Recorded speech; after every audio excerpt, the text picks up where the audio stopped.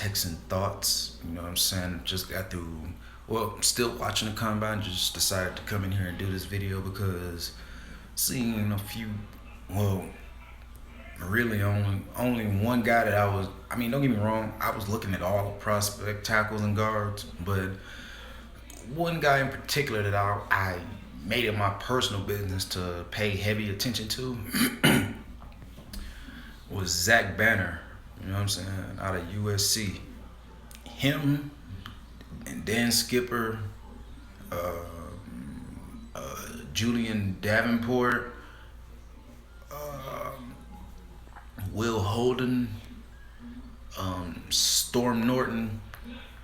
Those linemen are 6'7" and taller. You know what I'm saying? So I specifically, was paying attention to those guys, Zach Banner mainly in particular, because I didn't see Dan Skipper out there, so I just chalked it up as an L and just kept watching. But yeah, man, I personally believe that Zach Banner could be the truth, literally could be the truth. And a lot of people have him as a guard at 6'9", 350. That would seem right to put him at guard, but I would actually try to help him shed maybe 20 pounds, and I'll play him at tackle. That's just me. And my reason for that, you know what I'm saying? Being around the game of football as long as I have, I'm one thing I know, when you want to be able to successfully run the ball, you gotta have good interior offensive line. And it goes from the interior and it works its way out. But in my personal opinion, Zach Banner, he can do it both. He can do both positions. I don't see him ever trying to play center. I wouldn't recommend it. He's too fucking tall. He's 6'8". But as a guard and specifically as a tackle, I'm going on record and saying I'm in love with the kid. You know what I mean? Now, yeah, he has some areas that that can be coached. What rookie doesn't have those. But me personally, I like drafting guys I don't draft guys. I'm not a professional. I wish I was, because Houston would have had like 4 or 5, maybe even 6 Super Bowl rings right now if I was in charge of the team.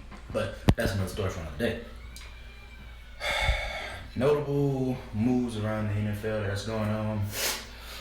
The Jets, they getting ready to cut Brandon Marshall.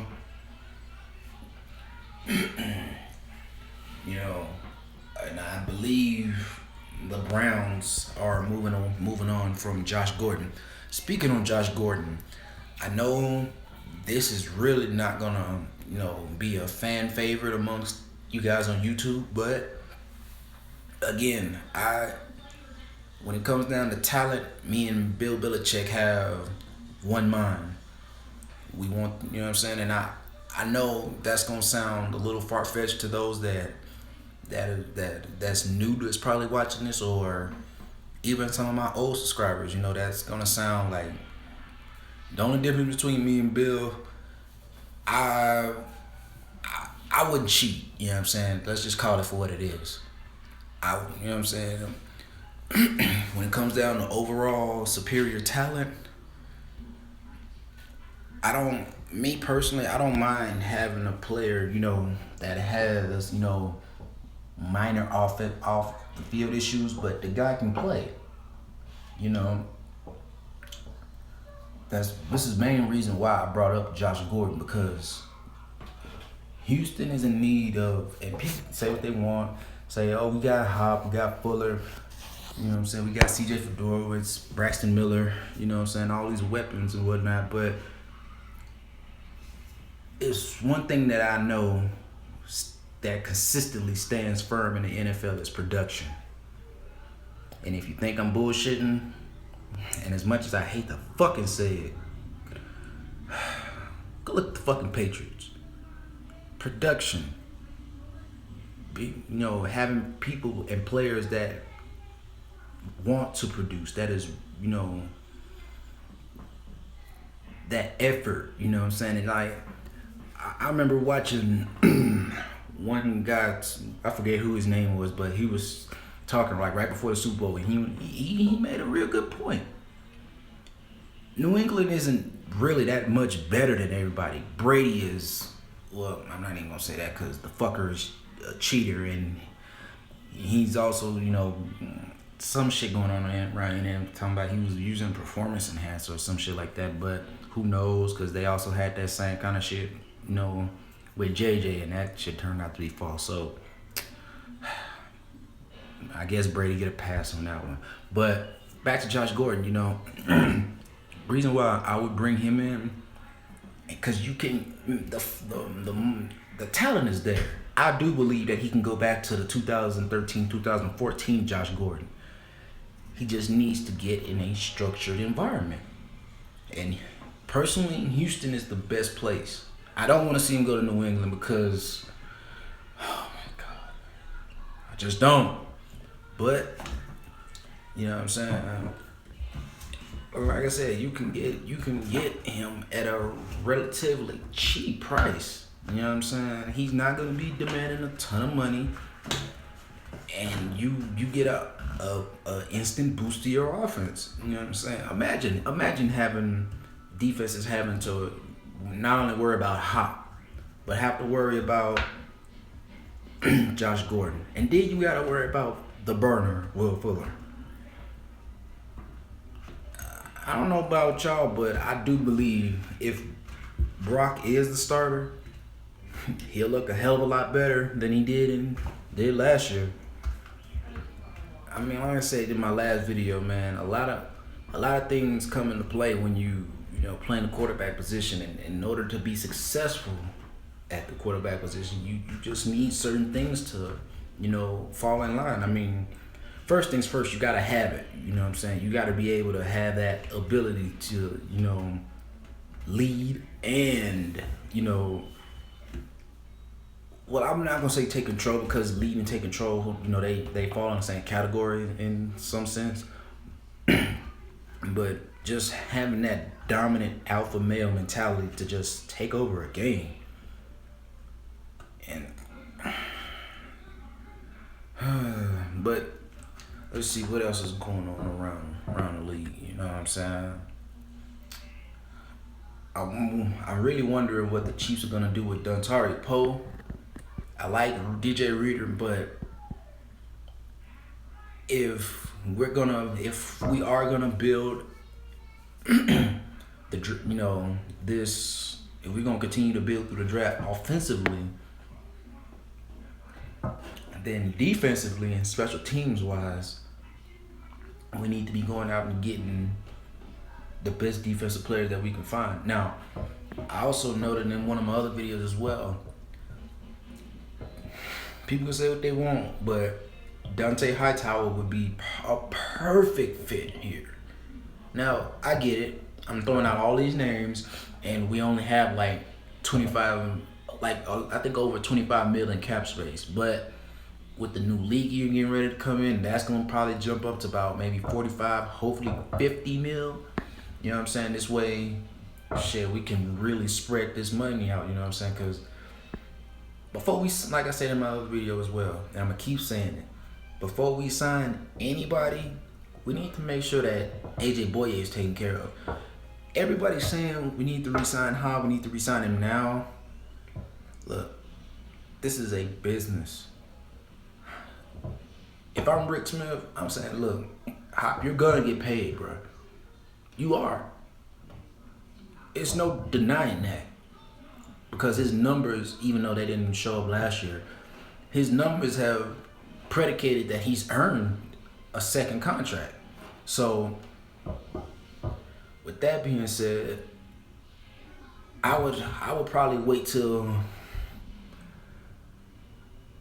after week 8 just to see, what. I mean, I would give him a long-term deal regardless, but just, how I would manage my front office situation, I would give him till I said weed. I would give him till week 8 to firmly see okay, dude's been producing and he's still drawing that that double coverage and he's still producing. So shit, that would just make the situation better for Hop. But yeah, man, that's what I would do. You know what I'm saying? Also, and again, these moves wouldn't be fan favorites, but it comes at some point in time when you have to want to revamp and remodel your team. I get it. Everyone's looking at what New England's doing and saying, "Oh, we can win with a few free agents here and there."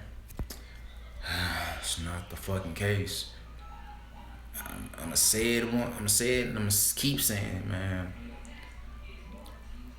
The Patriots may be known for cheating and whatnot, but the one thing I can't deny, Bill Belichick, he's a defensive minded coach with an offense that has been in place, you know what I'm saying, for years now, you know what I'm saying? But when you got a quarterback like Brady that can make all the throw, well, I don't think he's the same Brady that he's been in the last few years. I do think that, age is catching up to him and that he probably did have to use those performance enhancers, you know what I'm saying, to keep up. But the level of consistency, that when you got consistent play at the quarterback position is you can really be flexible everywhere else, you know what I'm saying? And then that's another thing that if anybody's gonna take notes on what the Patriots are doing, all these motherfuckers that are paying these quarterbacks, these high price money, man. Again, I would go to Brock and say, look, man, if you want to stay here, we need you to take a pay cut. Straight up, we need 10 or 15 mil back, man. Hell, even 20, really, because if you ask me personally, he only played good enough to earn that signing bonus, and I don't even think he earned that. You know what I'm saying? Now, like I said, I'm gonna give it another year because the offensive line was horrendous. His receiving weapons was dropping like flies. So this offense was never really at full power. Well, let's call it for what it was. It didn't even reach half of its full power, you know what I'm saying? Even after certain guys got healthy. Now, again, like I noted in my other videos, Brock's lack of success could have been due to, poor offensive line play, just the fact that he's not good, or like with any quarterback,